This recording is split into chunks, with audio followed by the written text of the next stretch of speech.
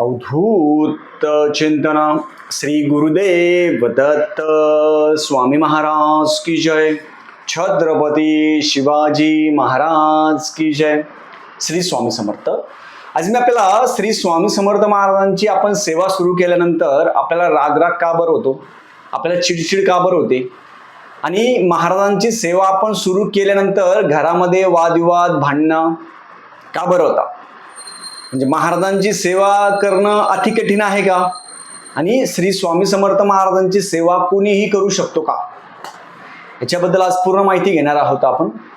चॅनलवर पहिल्यांदा आला असेल तर अवश्य सबस्क्राईब करा, म्हणजे येणारे नवीन व्हिडिओ श्री स्वामी समर्थ महाराजांचे गुरुचरित्राची आणि नवनाथ पारायणाबद्दल माहिती भेटेल.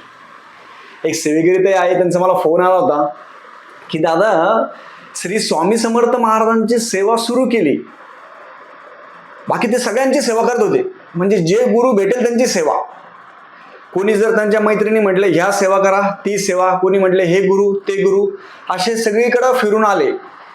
पण सगळ्यात शेवटी जेव्हा त्यांनी श्री स्वामी समर्थ महाराजांकडे बघितलं आणि महाराजांची सेवा जेव्हा चालू करायला सुरुवात केली, त्यांना अनुभव येऊ लागला.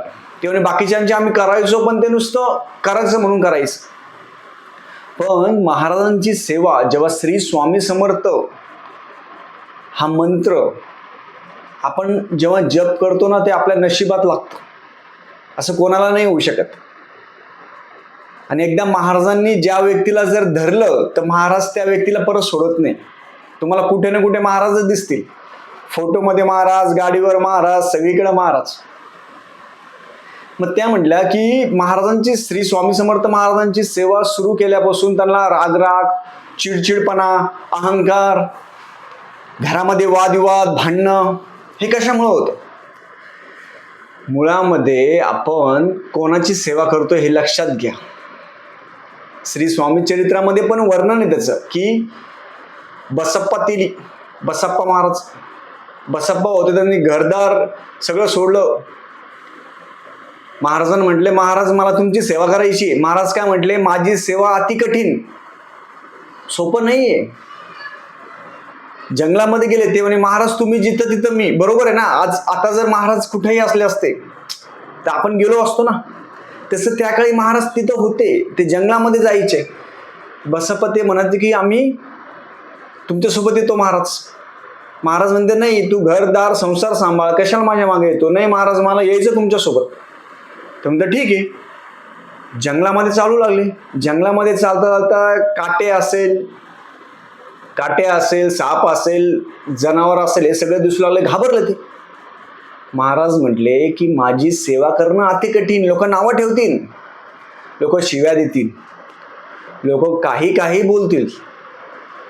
आणि महाराजांची कसं असतं, आपण एक पॅरासिटामॉल किंवा कोणतीही गोळी खाल्ली की त्याचा असर तयार होतो, तसं महाराजांचं नामस्मरण आपण करायला लागलो तर आपल्याला प्रचंड एनर्जी प्राप्त होते, ऊर्जा. 7 दिवसामध्ये बघा, गुरुचरित्र आपण वाचन करतो, 7 दिवसामध्ये कसं शक्तिशील असतो आपण, पावर असते ना.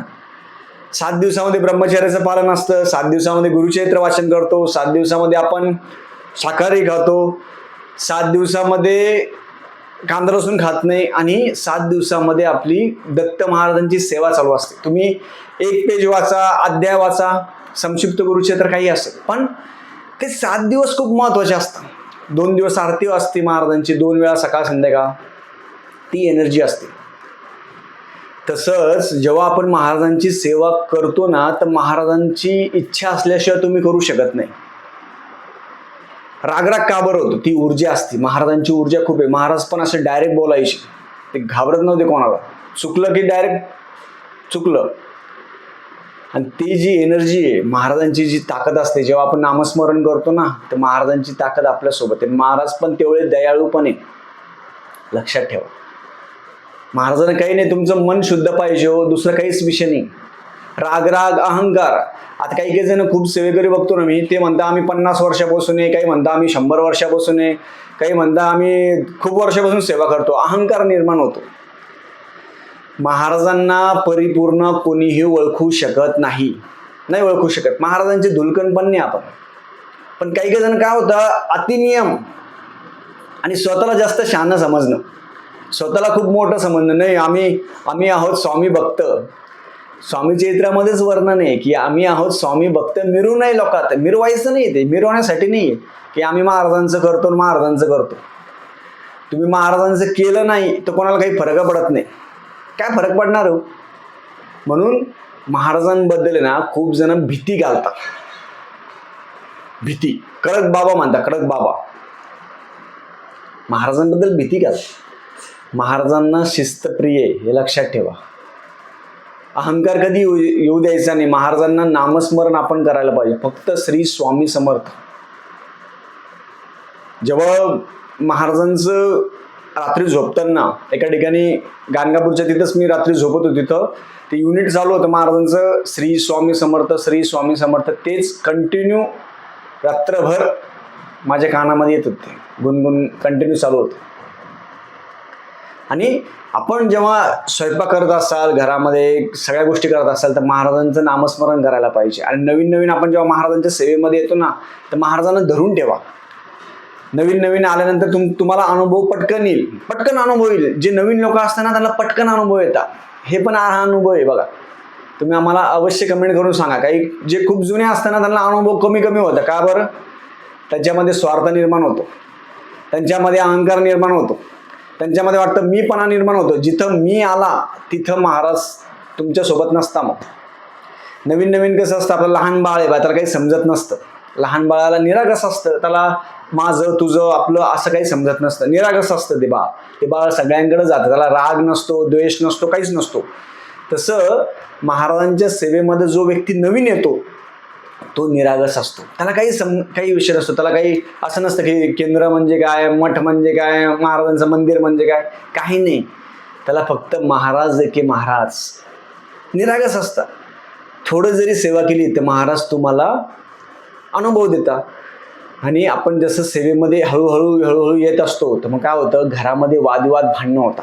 हे कशामुळं होता? आपले काही दोष असतात.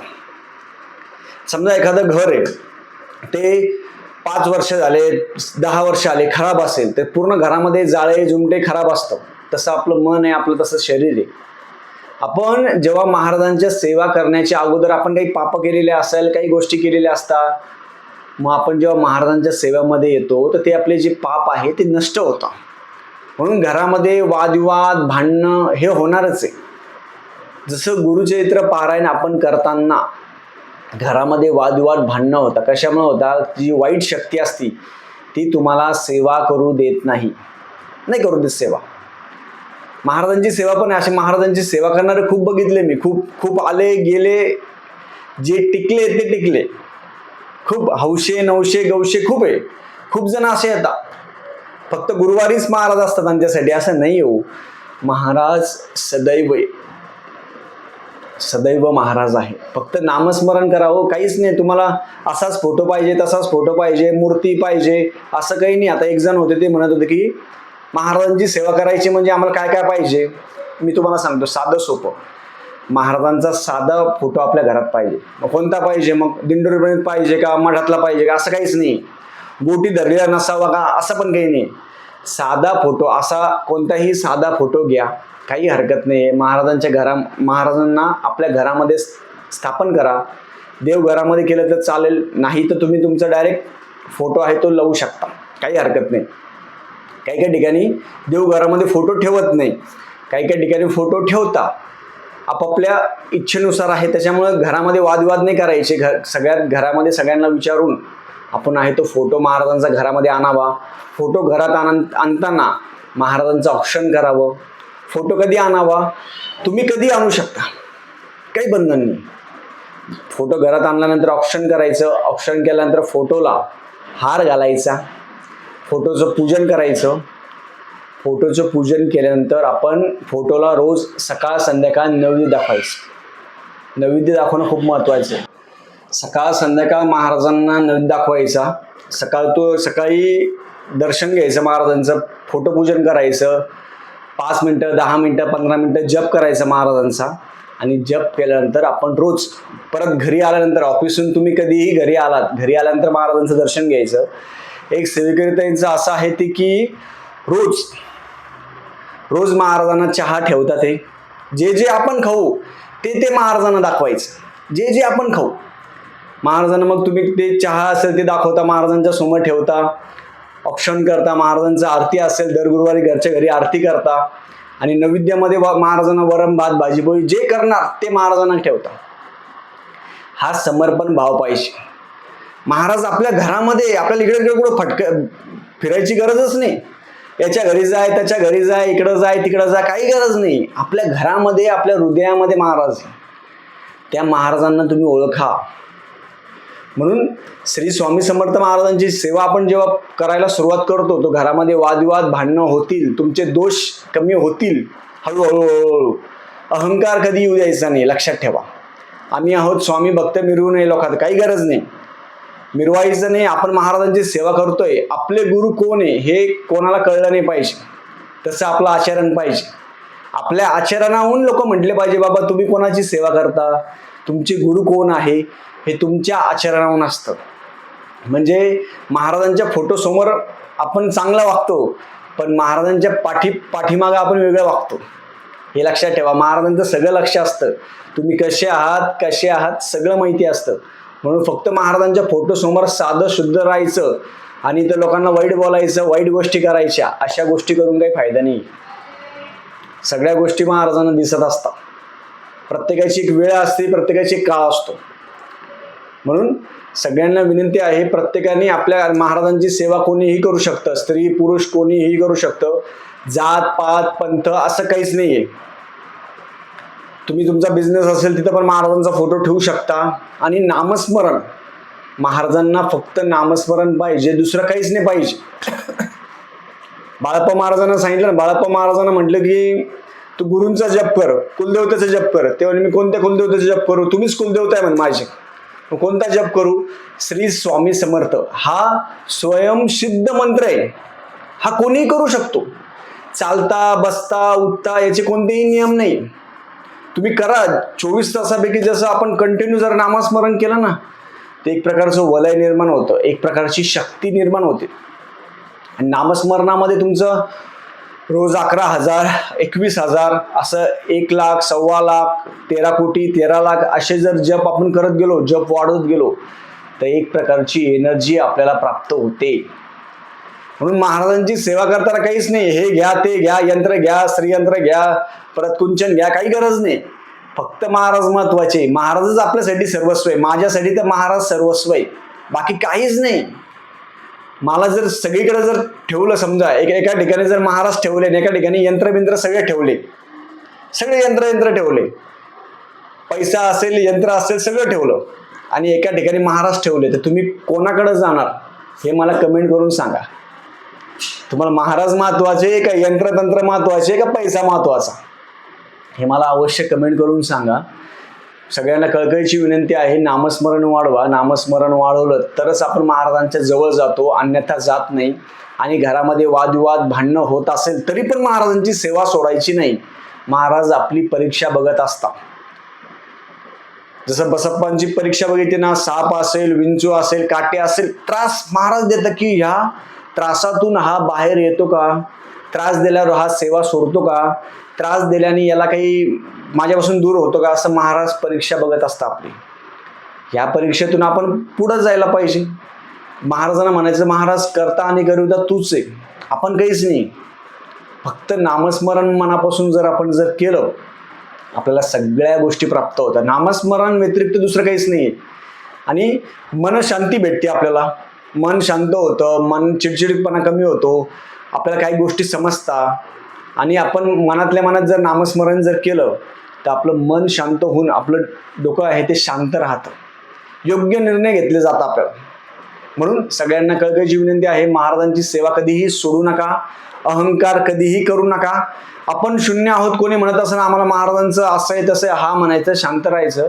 आपण आपलं महाराजांच्या चरणाजवळ राहायचं, रोज दर्शन घ्यायचं महाराजांचं आणि रोज नामस्मरण करायचं. झालेली सेवा मी महाराजांच्या चरणी रुजू करतो. श्री स्वामी समर्थ.